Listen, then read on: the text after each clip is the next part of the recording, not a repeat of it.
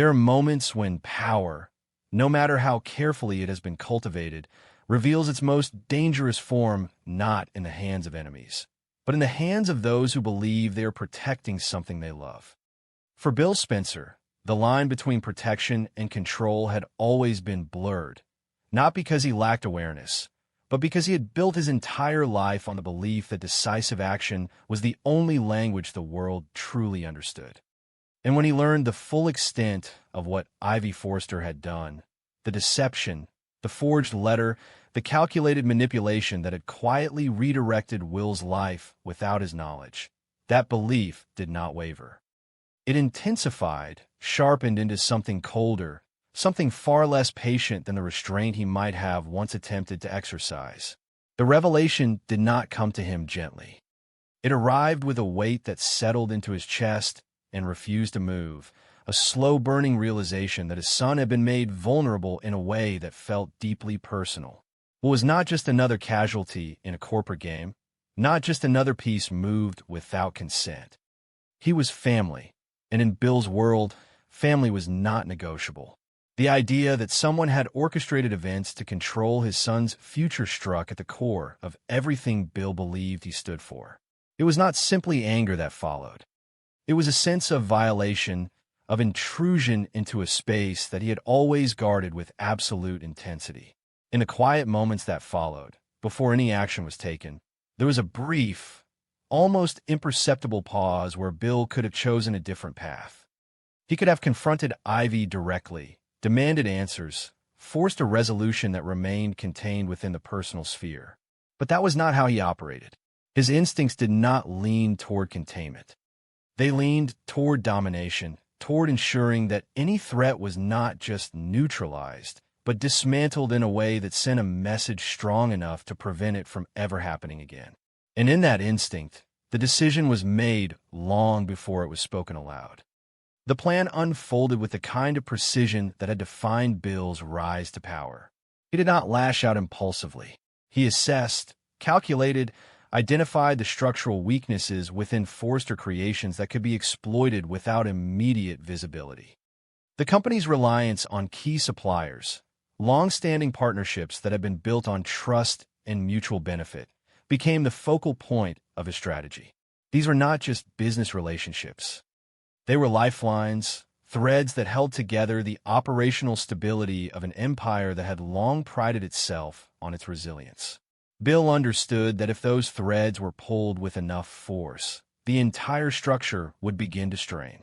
His approach was ruthless, but it was not reckless. He leveraged his influence, his resources, his reputation as someone who did not make empty threats. One by one, the suppliers that Forrester depended on began to feel the pressure, subtle at first, then increasingly difficult to ignore. Contracts were reevaluated, terms renegotiated, offers presented that were too advantageous to dismiss. It was not overt coercion. It was something far more insidious, a redirection of loyalty driven by opportunity and reinforced by the unspoken understanding that aligning with Bill Spencer was rarely a mistake. Within Forrester Creations, the effects were immediate, though not immediately understood. Delays began to surface, inconsistencies in supply that disrupted the rhythm of production.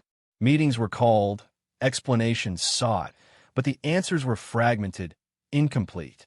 It took time for the pattern to emerge, for the realization to take hold that this was not coincidence, but strategy. And when that realization finally settled, it brought with it a tension that rippled through every level of the company. Steffi recognized a shift before most.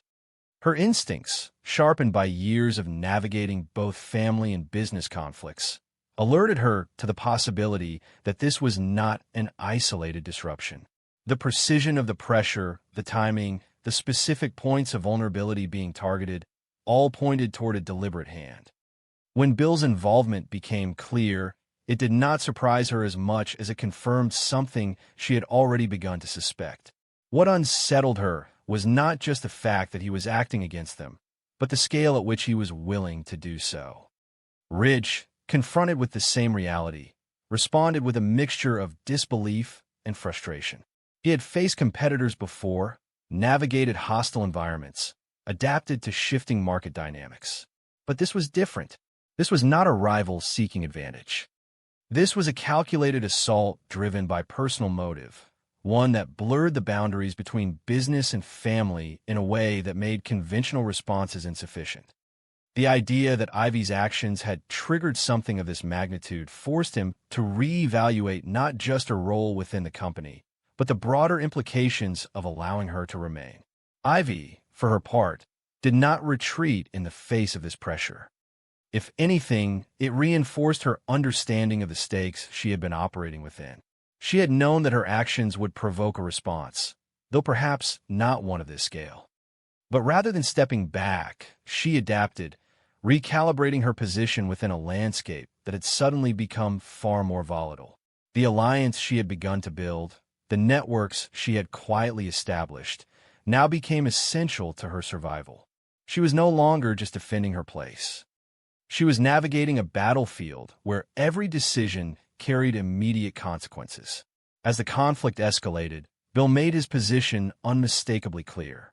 His message was not delivered through quiet channels or indirect communication.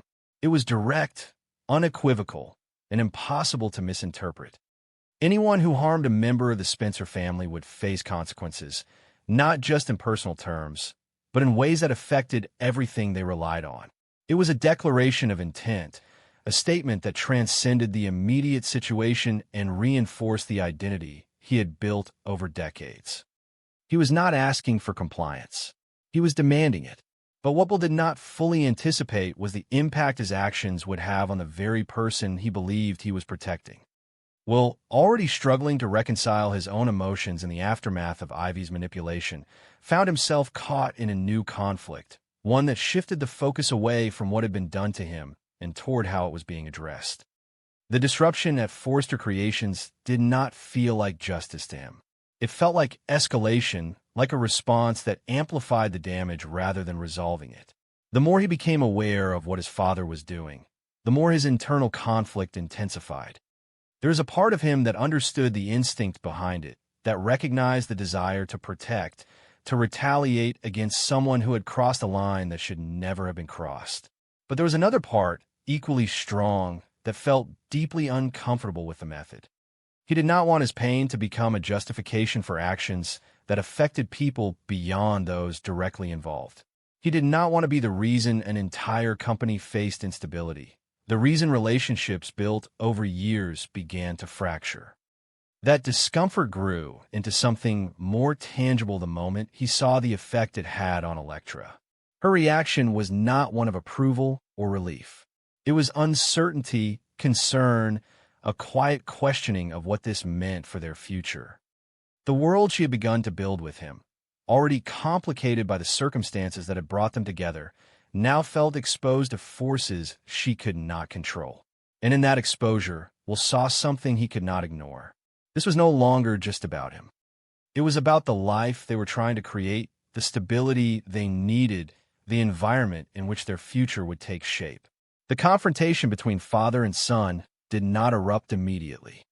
It built slowly, through conversations that became increasingly tense, through silences that carried more weight than words.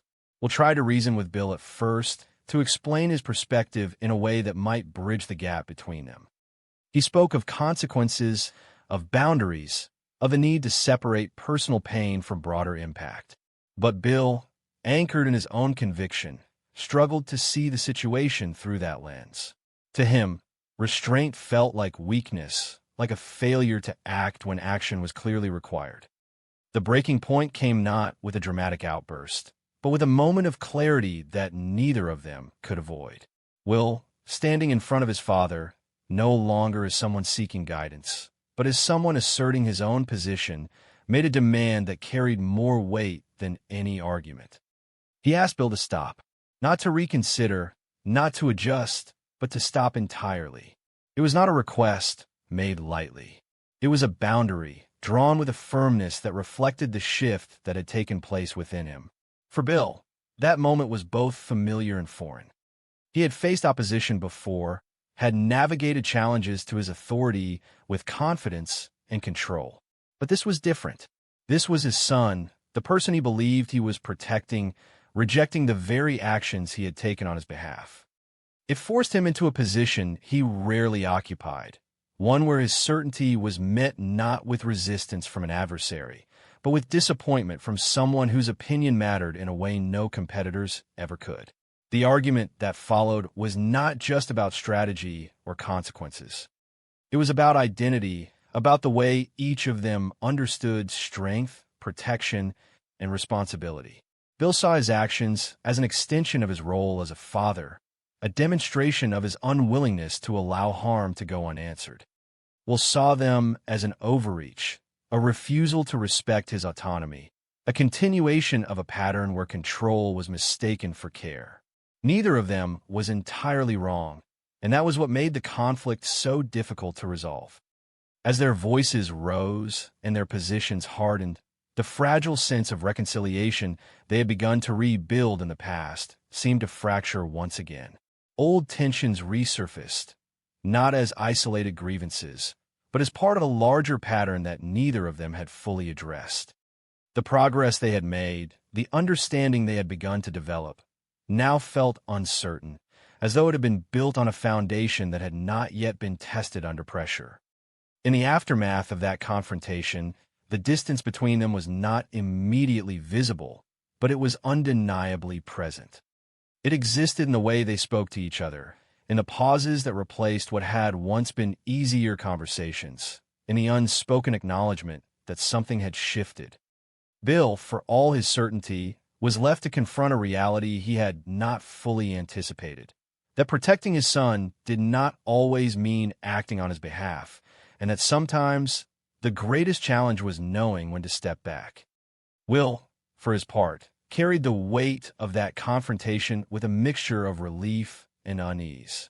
He had asserted himself, drawn a line that he knew was necessary.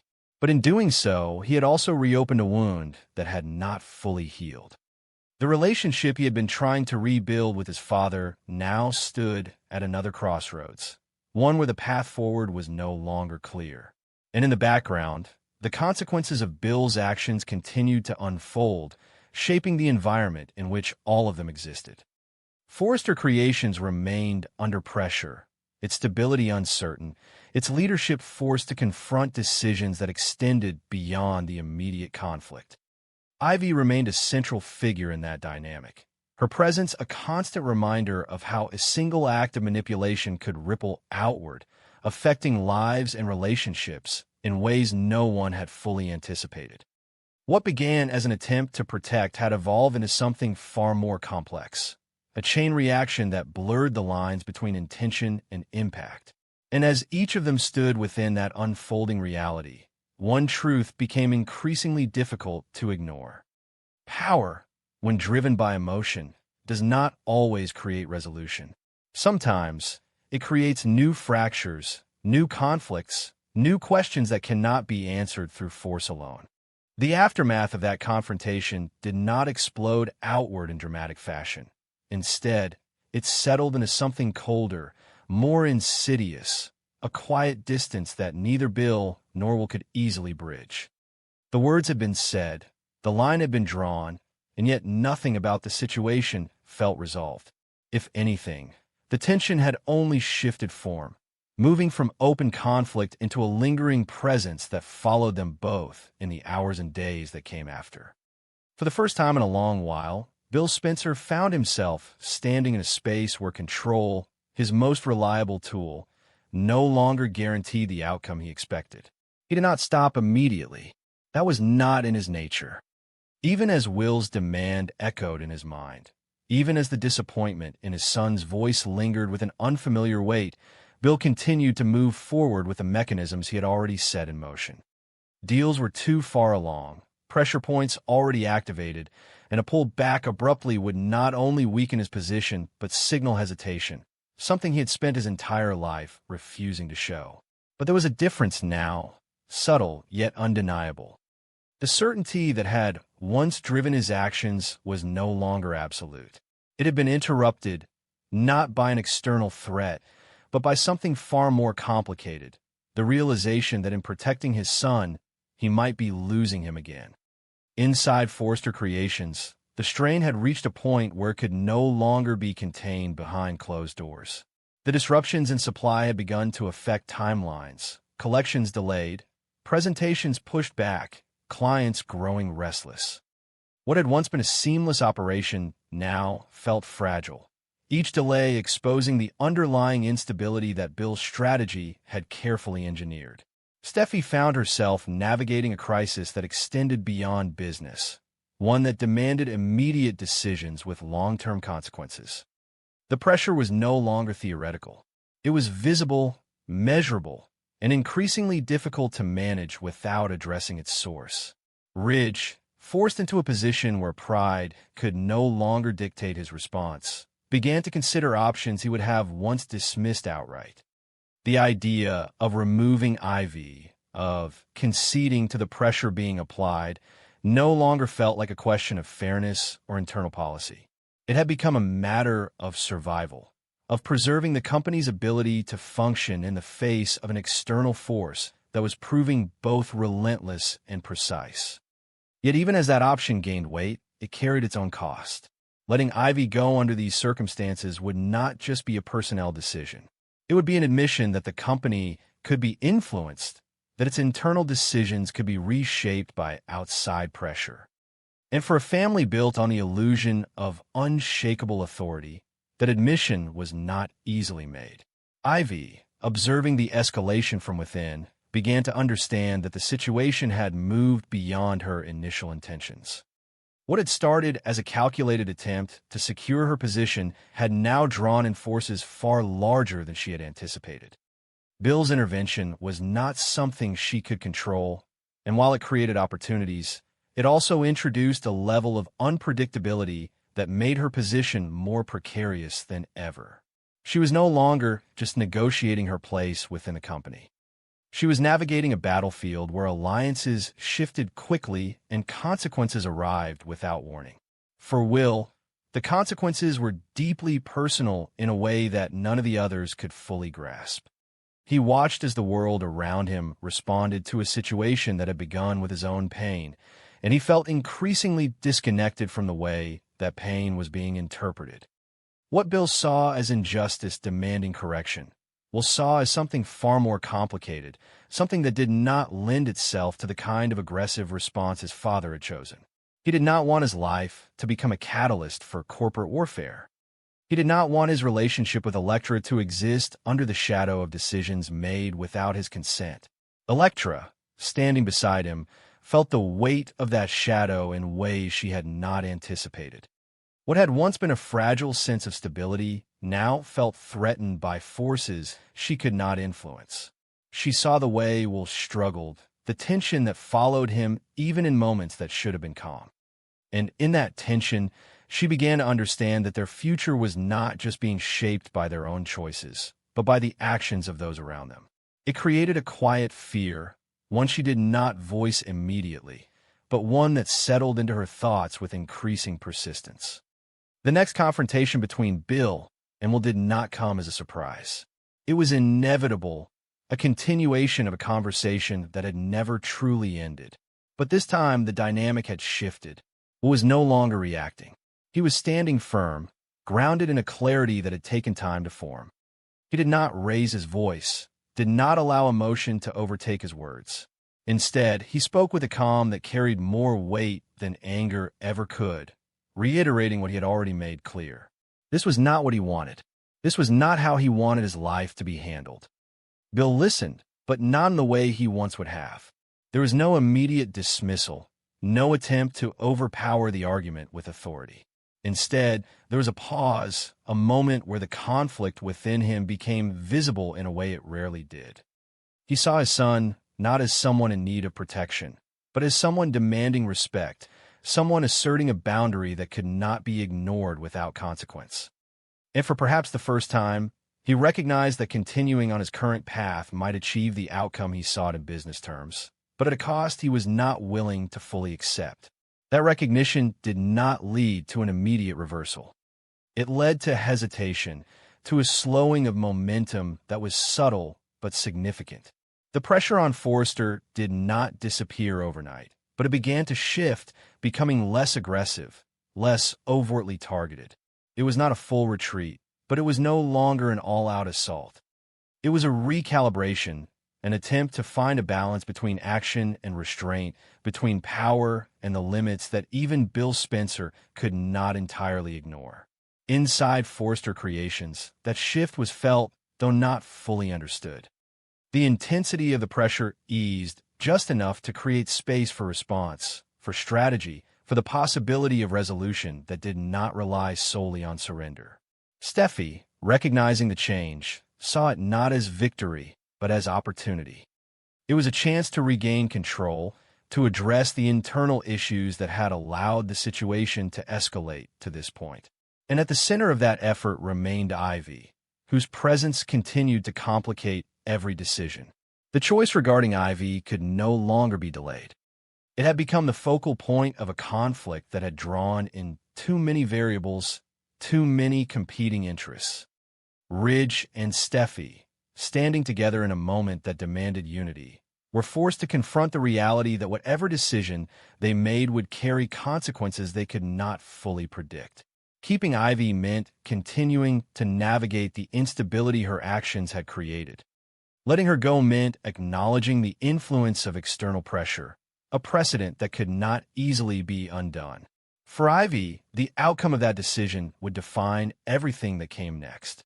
She had positioned herself as indispensable, as someone whose removal would not come without cost. But she also understood that there were limits to how far a company could be pushed before it chose to cut its losses. And as the moment approached, she found herself facing a truth she had not fully considered when she began this path. Power, once challenged, does not always respond in predictable ways. Sometimes it bends, sometimes it breaks, and sometimes it reshapes itself entirely.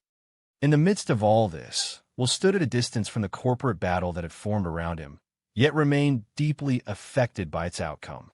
His relationship with Bill hung in a delicate balance, not fully broken, but not fully repaired. His connection with Elektra, though strengthened by shared understanding, carried the weight of uncertainty, shaped by forces beyond their control. And within himself, he carried a growing awareness that independence did not come without cost, that asserting his own path meant navigating consequences he could not avoid. The story, far from reaching resolution, had entered a new phase, one defined not by immediate action, but by the quiet, complex process of reckoning. Decisions made in moments of intensity now required reflection, adjustment, and the difficult task of understanding what could be repaired and what had already changed too much to return to what it once was. And in that space, where certainty gave way to complexity, each of them was left to confront not just the situation they were in, but the choices that had brought them there.